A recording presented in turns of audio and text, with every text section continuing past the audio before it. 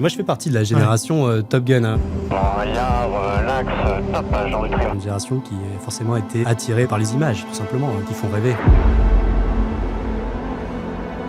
Si vous vous plantez de 10 ou 20 cm, qu'est-ce qui se passe? Il n'est pas rare que les ailes se frôlent de quelques dizaines de centimètres. Vous volez jusqu'à 700-800 km/h, hein, c'est ça? Lorsqu'on fait un virage, eh bien, on se retrouve plaqué au fond de son siège. Au sein de la patrouille de France, on peut encaisser parfois jusqu'à 7G, c'est-à-dire peser jusqu'à 7 fois notre poids. Près de la base aérienne 113 de Saint-Dizier, en Haute-Marne, 2 Alpha Jet entrent en collision. Les 2 pilotes et un passager s'éjectent à temps. En une fraction de seconde, vous passez de tout va bien à faut que je gère une crise, potentiellement il y a des victimes. Bonjour Itchy. Bonjour François-Xavier. Alors d'abord, moi je voudrais comprendre, ça c'est Barrette, qu'est-ce que ça veut dire? Alors ça signifie que je suis lieutenant-colonel de l'armée de l'air et de l'espace. Bon, tous les Français vous voient chaque 14 juillet. Vous avez été à la tête de la patrouille de France pendant 1 an, en 2025. On va commencer par ces images qui sont toujours dingues de ces avions que l'on voit avec des fumées bleu, blanc, rouge. Il y a combien d'espace entre chaque avion? Et si vous vous plantez de 10 ou 20 cm, qu'est-ce qui se passe? Alors l'espace moyen entre les appareils est de l'ordre de 2 à 3 mètres. Sur certains croisements, il n'est pas rare que les ailes se frôlent de quelques dizaines de centimètres. Donc la marge de manœuvre, elle est assez réduite, mais il y a beaucoup d'entraînement derrière pour arriver à ce niveau de performance. Et c'est ce que vous allez nous raconter. Il y a un film qui sort, qui s'appelle Athos. Pendant 1 an, il y a une équipe qui est restée avec vous dans cette famille où franchement on rentre pas comme ça, hein. C'est pas comme au moulin. Et on découvre dans ce documentaire un nombre incalculable de détails complètement insoupçonnés sur votre métier d'élite. Alors on va aller dans l'ordre. Mais d'abord, pour bien comprendre, pendant 1 an, vous avez été à la tête donc de la patrouille de France, 9 membres, pas un de plus. Pourquoi 9 d'abord? Alors 9 pilotes, 8 titulaires et un remplaçant, puisque la figure de base de la patrouille de France s'appelle le Diamant. C'est celle qui est dessinée sur notre insigne. Et elle est composée de 8 appareils. Ces 8 appareils permettent une grande diversité de figures et de formations. Et c'est pour ça que ce format a été gardé au sein de la patrouille de France depuis maintenant plusieurs dizaines d'années. Le 9e pilote, il est là en tant que remplaçant, susceptible de prendre la place de n'importe lequel des équipiers. Il n'y a donc que le leader qui est irremplaçable. Parce qu'il peut survenir des accidents, on y reviendra tout à l'heure, c'est arrivé en 2025 et vous avez dû gérer ça et ça montre aussi à quel point c'est un métier très très périlleux. D'abord, vous grandissez. On va reprendre depuis le tout début. Vous grandissez plutôt dans un milieu de montagne. Quand vous êtes tout petit, vous rêvez de bosser avec des oiseaux et ensuite de travailler dans la montagne. Alors comment vous passez de la montagne à l'air, si je puis dire? Alors effectivement, j'ai grandi à la montagne et je pense que ça a été une chance pour moi d'avoir ces grands espaces qui sont aussi propices au dépassement de soi, chercher des limites, que ce soit physiques ou mentales. Du coup, j'ai été très tôt attiré par le métier des armes. Comme vous disiez, il y a aussi une petite attirance pour tout ce qui vole et notamment les oiseaux. Mais pour moi, être pilote, c'était un métier qui était inaccessible, réservé à une élite dont je faisais absolument pas partie. En tant que montagnard et en tant que fervent défenseur de nos armées, je voulais rejoindre les chasseurs alpins initialement. Avant qu'une rencontre au collège me fasse changer mon fusil d'épaule. Alors c'est là où il faut que vous nous expliquiez, parce Exactement. qu'on a l'impression que ça c'est des légendes. Quand on dit oui, mais j'ai rencontré un jour quelqu'un au collège qui m'a dit rentre dans l'armée. Vous, ça vous est vraiment arrivé? Expliquez-nous. Non, exactement. C'était un recruteur du centre de recrutement des armées de Grenoble qui m'avait approché dans mon collège et qui m'avait détaillé ce que c'était l'armée de l'air, instance que je ne connaissais absolument pas à l'époque. Personne dans l'armée dans votre famille? Alors j'ai un oncle qui avait été dans l'armée de l'air et de l'espace et qui m'avait présenté un petit peu sa carrière, mais je l'avais regardé toujours avec une sorte d'admiration, me disant qu'il était un surhomme. Et je me trompais. Clairement, il ne faut pas être un surhomme pour rejoindre l'armée de l'air et de l'espace. Et c'est au cours de cette réunion au collège que je l'ai découvert. J'ai découvert des valeurs, j'ai découvert un état d'esprit qui me correspondait vraiment. Dès lors, plus rien ne savait me détourner de ce nouvel objectif de vie. Dès le collège, je savais que je voulais rejoindre l'armée de l'air et de l'espace. Non pas en tant que pilote, parce que ça me semblait encore vraiment un rêve bien trop lointain, mais déjà en tant qu'aviateur. Vous avez envie, puis après, il y a un moment, l'envie, ça ne fait pas tout. Vous allez arriver au sommet du sommet du sommet, qui est donc de gérer la patrouille de France. D'abord, vous êtes combien à postuler pour rentrer dans la patrouille de France? Et jusqu'à quel point c'est dur? Quels sont les examens?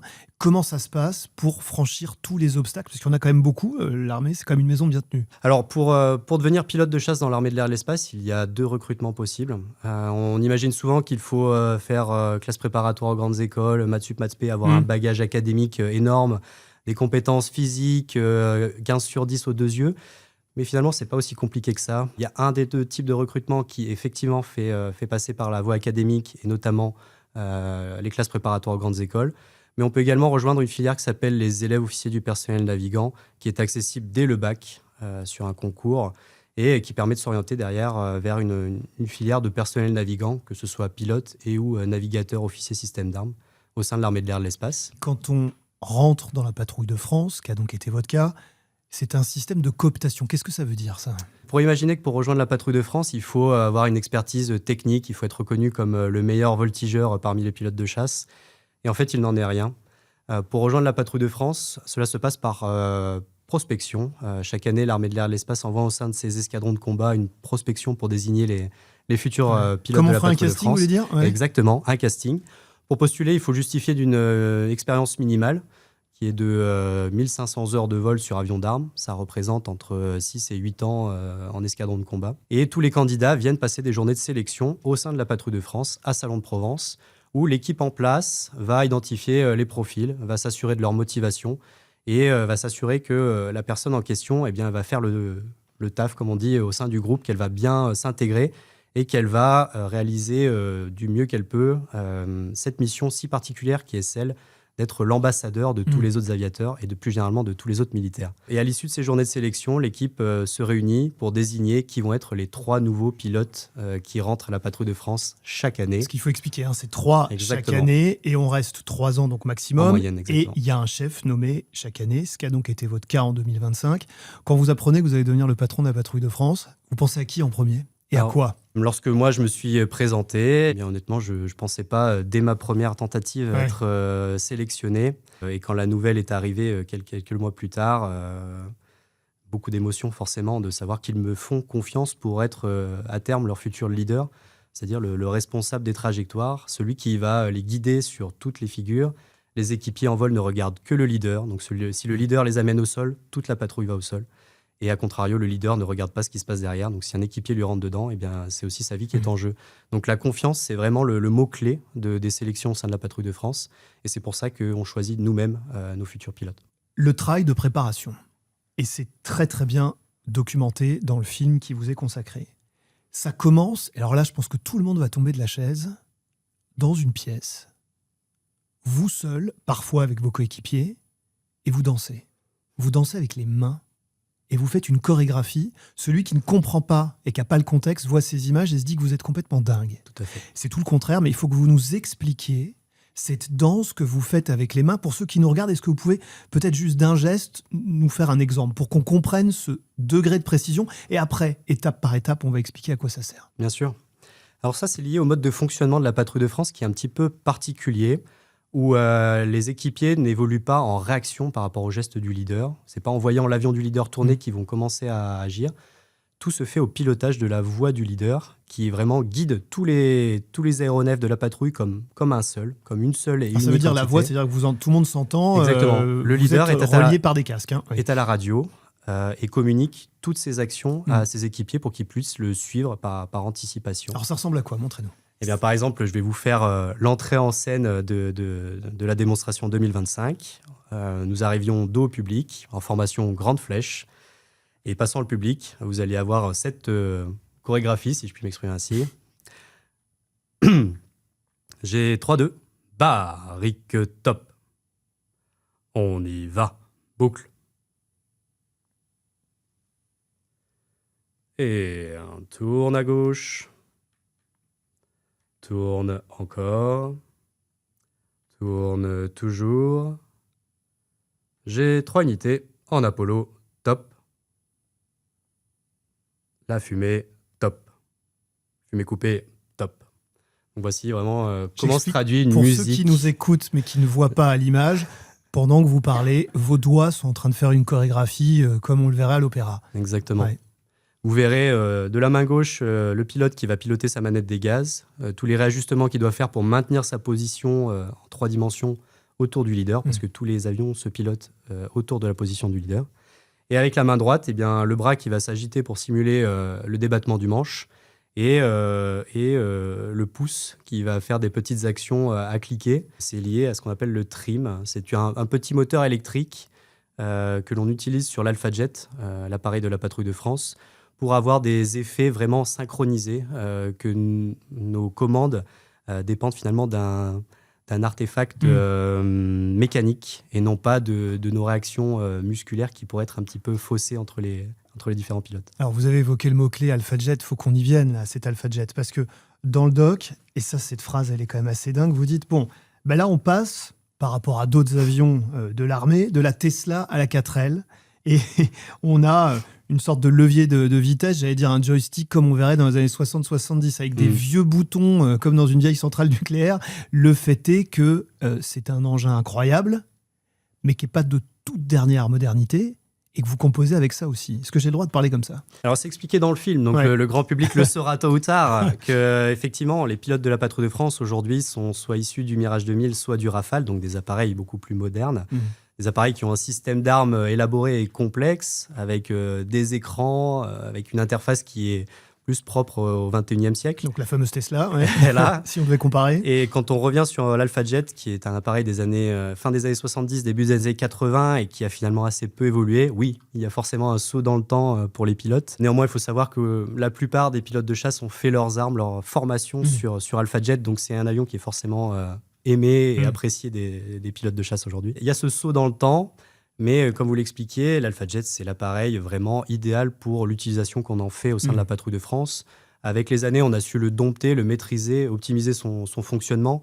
C'est un appareil qui est sûr parce qu'il a 2 moteurs, donc qui nous permet de pallier une éventuelle panne de l'un des 2 moteurs. C'est un avion qui est rustique, qui sait encaisser les accélérations, les chocs. Et ça veut dire quoi, les accélérations ? Vous volez jusqu'à 700-800 km/h, c'est ça ? Exactement. Alors, sur les manœuvres que nous faisons lors des démonstrations, les vitesses sont comprises entre 300 et 600 km/h lorsque nous nous présentons devant le public. Mais moi, je parle surtout d'accélération centrifuge, ce que nous appelons les G. Il faut imaginer que lorsqu'on fait un virage, eh bien, on se retrouve plaqué au fond de son siège, comme dans les manèges à sensation. Et au sein de la Patrouille de France, on peut encaisser parfois jusqu'à 7 G, c'est-à-dire peser jusqu'à 7 fois notre poids. Et ça, ces fameuses accélérations-là, en quelques l'AlphaJet quarts de l'encaisse très seconde, bien. si je puis dire. Hein, ouais. En quelques instants de seconde, oui. Et sur une durée qui peut être assez longue. Le corps, il endure comment dans ces cas-là ? Alors le corps, déjà, on en reparlera, j'imagine, mais il se prépare à tout ça. Par de l'activité physique et ensuite pour contrer les effets des G qui peuvent être assez délétères. Pourquoi cela ? Bien tout simplement parce que les G vont amener le sang à quitter progressivement votre cerveau pour descendre vers le bas du corps, tout simplement par l'effet de la gravité.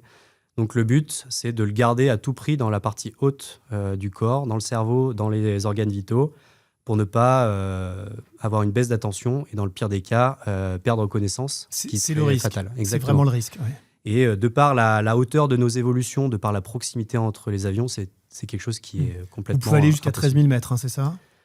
Alors l'AlphaJet en lui-même peut voler à plus de 10 000 mètres sans problème. Pour être visible du public sur nos évolutions, eh bien, celles-ci ont lieu entre 30 mètres du sol et jusqu'à 1500 mètres du sol. 30 mètres du sol, ça bas. veut donc dire, pour qu'on comprenne bien, que quand vous êtes à 30 mètres du sol et vous vous trompez de quelques dizaines de centimètres, vous n'avez même pas le temps de réagir et c'est trop tard. On va dire qu'il n'y a pas beaucoup de place à l'erreur dans ce genre de situation.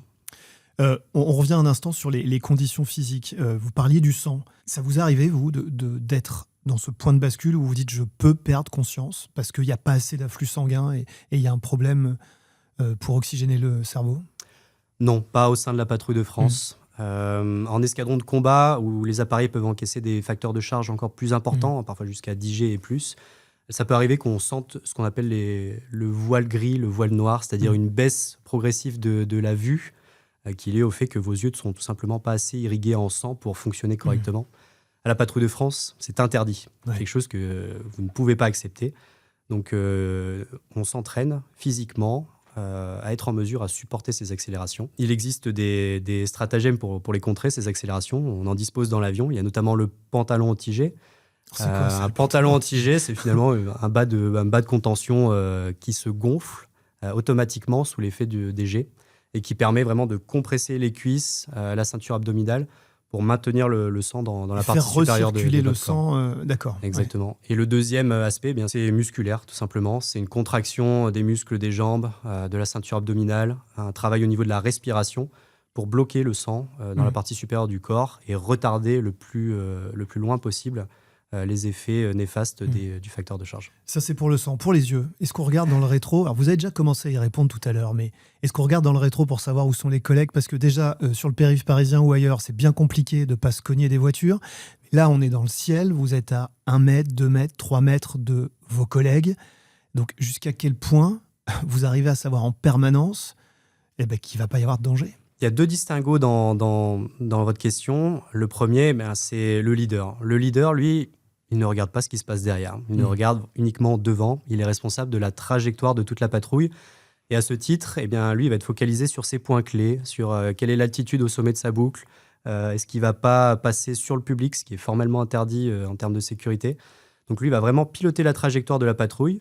Là où les équipiers, eux, ne s'en préoccupent pas. Les équipiers, eux, sont focalisés uniquement sur le leader, quelle que soit leur position dans la patrouille. Ils ont des repères très précis à tenir avec une triangulation de droite par rapport à l'avion du leader qui leur permet vraiment de tenir une position. Vous dites ça comme si c'était, vous savez, d'aller chercher du pain chez le boulanger. Oui, il n'y a rien de plus simple, je prends ma tradition tous les matins et tout va bien. Non, mais voilà, on a des repères vraiment très précis vis-à-vis de l'avion du leader qui nous permettent de maintenir notre position à quelques centimètres près. Et leur but, tout au long de la démonstration, c'est de maintenir ces repères fixes en faisant des petites corrections. Les figures. Alors, il y a le diamant, notamment. Ça, c'est l'iconique diamant. Vous pouvez nous expliquer ce que ça veut dire ? Le diamant, c'est la formation de référence de la patrouille de France. C'est 8 appareils autour de leur leader. Cette formation existe depuis vraiment le début de la patrouille de France et elle est iconique et c'est notre marque de fabrique. Donc, on la bichonne. Et vous le verrez dans le film, elle a une valeur particulière dans certains grands événements. Événement de tradition, mais je n'en dirai pas plus. Vous verrez ça. Et sur les rôles de chacun, donc alors si on devait découper les principaux rôles comme il y aurait au théâtre, alors qui fait quoi ? Alors ce qu'il faut retenir, c'est que l'ancienneté dans la patrouille définit votre position. Le leader est en 2e année, il est à l'avant de la patrouille, c'est lui qui guide le dispositif. Autour de lui sont les 3 pilotes de première année qui ont des repères directement sur le leader, qui sont plus proches du leader et qui se doivent d'assurer une stabilité pour l'ensemble de la patrouille. Si les 3 équipiers autour du leader bougent de quelques centimètres, ceux qui sont plus loin dans le dispositif vont bouger de plusieurs mètres. Donc leur stabilité est primordiale. On parle des intérieurs, les 2 équipiers de part et d'autre du leader, et du charognard qui occupe le poste juste derrière, qui globalement passe toute sa démonstration à voir les tuyères des moteurs du leader et les voir d'assez près. C'est lui qui risque le plus ? Alors lui, le poste un petit peu compliqué d'être vraiment au centre de la patrouille. C'est expliqué dans le film, c'est qu'il a vraiment des avions tout autour de lui, devant, derrière, à droite, à gauche. Donc sa marge de manœuvre, elle est vraiment très réduite. Mais c'est un poste où on peut piloter vraiment par transparence avec le leader. Il y a assez peu de différence de bras de levier vis-à-vis des évolutions. Et il vous suffit vraiment de vous ancrer dans le rail qu'imprime votre leader. Et à ce titre, c'est plus facile à appréhender. Voilà. Il a plus de responsabilités parce que c'est par lui que passe toute la symétrie de la patrouille. Par contre, le pilotage est un peu plus coulé qu'il ne peut l'être sur les autres postes. Ça se passe toujours bien, puis un jour, ça se passe pas bien. On est sur la base 113 de Saint-Dizier. En mars 2025, il est 15h40. Des Alpha Jets de la patrouille de France en pleine répétition. Quand soudain, 2 avions se percutent. Les carcasses s'écrasent au sol devant des témoins stupéfaits. Les 2 pilotes et un passager ont tout juste le temps de sauter en parachute. Légèrement blessés, ils ont été rapidement pris en charge par les secours. Donc effectivement, ce 25 mars, on fait notre série de voltiges et tout se passe bien jusqu'à ce que j'entende qu'il y a une éjection. Et donc les pilotes concernés ont tiré la poignée qui se situe entre leurs jambes pour actionner leur siège éjectable. Et puis derrière, il y a une gestion de crise à assurer pour ramener le reste des avions à bon port. Et il se passe beaucoup de temps, effectivement, avant qu'on ait des nouvelles rassurantes de nos camarades éjectés. Comment vous l'avez vécu ? Je pense que les quelques minutes de vol et les quelques minutes de roulage ensuite au sol qui m'ont ramené au parking ont été certainement les plus longues de ma vie. Le temps, parce que vous ne saviez pas si c'était vivant. Non, exactement. Et dans le film, j'explique que je me suis posé énormément de questions, de savoir, alors que tout se passait bien, que sans raison apparente, on arrive à l'accident. Et ça montre aussi la violence voilà, c'est la soudaineité de de cet accident qui m'a beaucoup frappé. Et en une fraction de seconde, vous passez de tout va bien à il faut que je gère une crise où potentiellement il y a des victimes. Tout ça est rarissime, il faut le rappeler. Vous avez été donc à la tête de la patrouille de France pendant 1 an. Aujourd'hui, alors, on n'a pas trop le droit de dire ce que vous faites parce que c'est normal, il y a aussi des trajectoires et il faut respecter cette confidentialité-là. Mais est-ce que ça vous manque, cette adrénaline, vous qui maintenant ne pratiquez plus, vous êtes à quoi, 2000 heures de vol, 500 vols pour la patrouille de France. Qu'est-ce qui vous manque charnellement, physiquement ? Alors quand on s'engage au sein de la patrouille de France, on sait que ça ne va être que pour un temps, que pour une petite parenthèse qui va durer entre 2 et 4 ans. Et c'est très bien ainsi, parce que la patrouille de France, elle se doit d'être représentative de l'armée de l'air et de l'espace dans sa généralité. Donc il faut laisser sa place, il faut qu'il y ait un turnover, il faut que les pilotes qui sont au sein de la patrouille gardent le contact avec les forces vives, qui sont les forces opérationnelles. Et c'est pour ça que ce turnover existe et que chaque année, on fait appel à 3 nouveaux pilotes pour rejoindre les rangs de la patrouille de France. Alors que les 3 plus anciens, eux, pour le coup, ont plus vocation à revenir dans leur réservoir de force et retourner sur Rafale ou Mirage. Donc moi, je suis très heureux d'avoir fait mes 2 années. Je ne regrette rien vis-à-vis de ça. Je ne suis à ce stade pas encore nostalgique de ma période patrouille de France. Vous avez dit à ce stade. Hein. À ce stade, ça reviendra peut-être. Ouais. J'ai transféré les rênes de la patrouille de France à mon charognard, Vlad, en octobre 2025. Et j'ai toute confiance en lui pour assurer la pérennité de cet outil magnifique. Je sais qu'il est bien entouré et que tous les effectifs de la patrouille de France, les mécaniciens, les personnels de communication, les photographes et les pilotes font un travail incroyable pour bien continuer ce projet magnifique, pour écrire une nouvelle page qui s'écrit chaque année et pour sillonner le ciel français l'été prochain pour vous présenter des démonstrations qui sont toujours plus belles. Le 14 juillet. On parle... Et pas que. On est bien d'accord. Il y a combien de représentations d'ailleurs ? En général, la patrouille de France fait une 40aine de meetings chaque année, une 40aine de démonstrations partout en France et également dans les pays limitrophes. En 2025, nous avons à ce titre eu la chance d'aller en Italie, en Espagne et en Roumanie. Voilà, pour montrer le savoir-faire français un petit peu à l'étranger. C'est le rayonnement français. Exactement. La patrouille de France, dans le doc, le film qui s'appelle Athos, on voit que des hommes, mais il n'y a pas que des hommes qui sont rentrés dans la patrouille de France. Il y a eu des femmes. Et il y en aura d'autres. Qu'est-ce qu'on peut dire là-dessus ?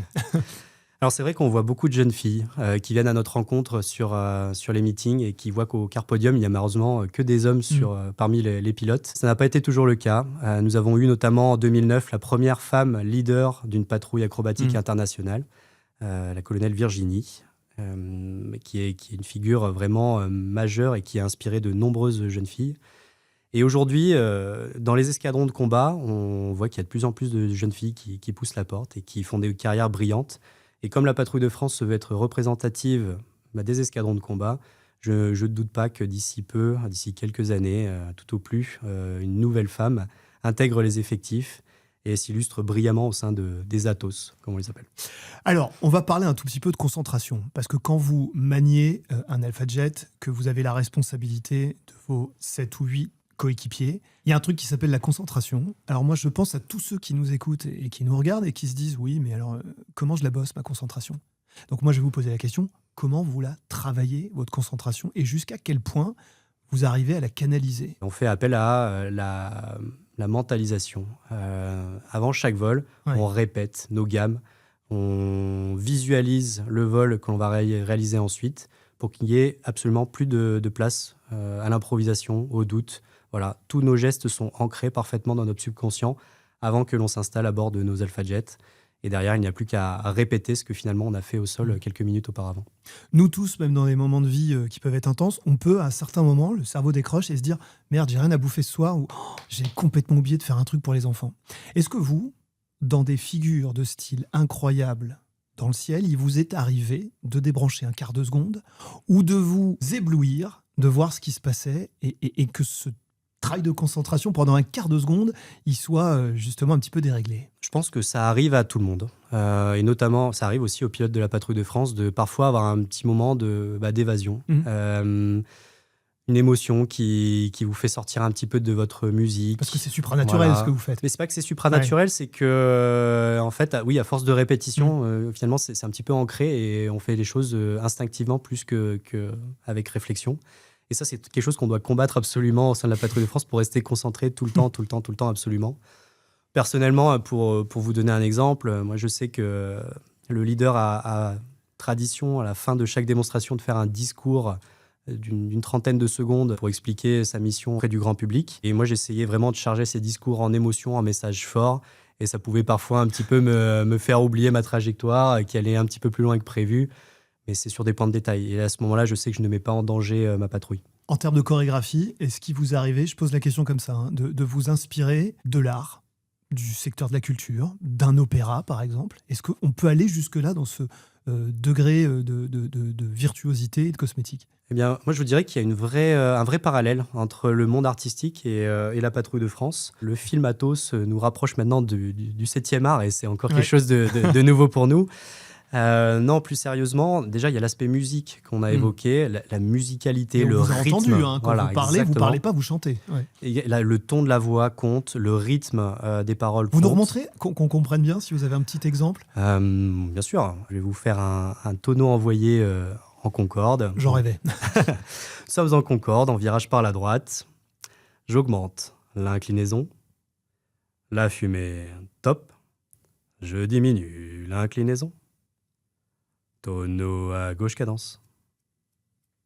Et un tourne à gauche. 3003, je rends du trim. En rafale blanc, top, je rends du trim. Et voilà le tonneau envoyé de la démonstration 2025. Donc il y a vraiment cet aspect musicalité, à la fois sur le rythme et sur l'intonation de voix qui est très importante pour les équipiers. Parce qu'en fonction de l'intonation que je vais mettre, ils savent si on est bien ou pas bien, s'il faut qu'ils mettent un peu plus d'action dans leur commande pour maintenir leur position. Tout est codifié et au fur et à mesure des répétitions, des entraînements et des démonstrations plus tard, ils apprennent à me connaître. Ils apprennent à savoir quand ma voix est un petit peu hésitante ou au contraire dynamique. Voilà, en fonction des résultats des figures, en fonction du compte-rendu que me fait l'officier de sécurité au sol, moi aussi je peux essayer de les stimuler, de les motiver à donner le meilleur d'eux-mêmes. Le leader, à ce titre, c'est vraiment le chef d'orchestre qui lit sa partition et qui, au préalable, la compose. C'est-à-dire que chaque année, le leader choisit quelle va être la démonstration. Donc, à ce titre, il a la responsabilité aussi de la création finalement artistique de cette musique.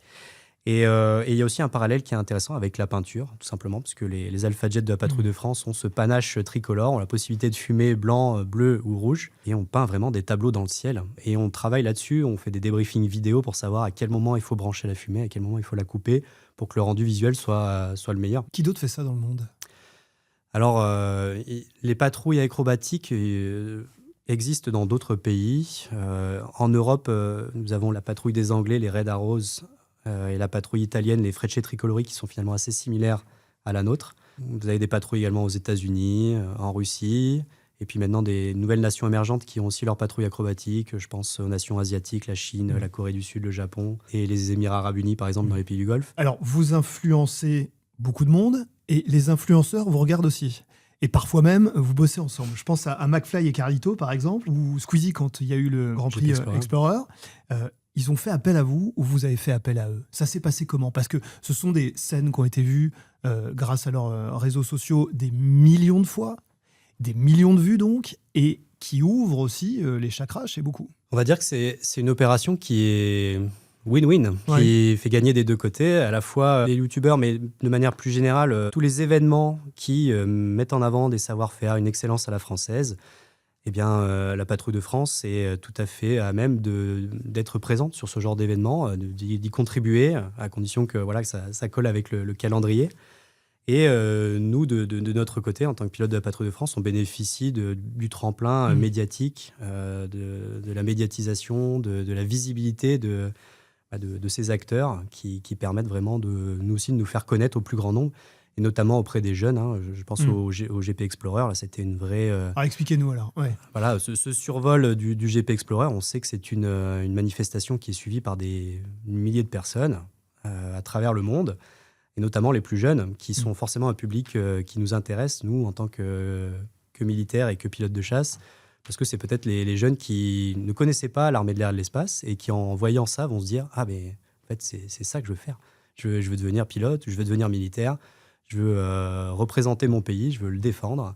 Et Donc Squeezie, c'est un recruteur de l'armée de France. je pense que c'est pas forcément sa volonté première, mais en tout cas, lui, il y a trouvé son intérêt et nous, on y a trouvé le nôtre sur cet événement. Je reviens sur votre parcours aujourd'hui. Dans 15, 20, 30 ans, est-ce que vous pourrez toujours voler? Ou alors il y a un moment, il y a une date de péremption quand on est pilote dans l'armée? Pardonnez-moi de poser la question comme ça, vous êtes né en 91. Non, pour le coup, pilote de chasse, ça reste un métier d'action, un métier où il faut être disponible, un métier où il faut être alerte. Et à ce titre, moi, je considère que c'est quand même plutôt un métier de jeune. Donc, une fois qu'on a fait son temps, il faut savoir passer la main et laisser la place aux plus jeunes. Donc, maintenant que je fais partie des anciens, entre guillemets, malgré mes bientôt 35 ans, et mon objectif aussi, c'est de faire de l'instruction, c'est d'emmener les plus jeunes dans ma voie, de leur expliquer tout ce que je sais et qui suivent mes pas et qui s'inspirent de mon parcours pour développer encore l'armée de l'air et de l'espace de demain et continuer à défendre notre pays. En matière de film et d'armée, quel est celui qui vous a le plus transpercé depuis tout petit? Me dites pas Top Gun.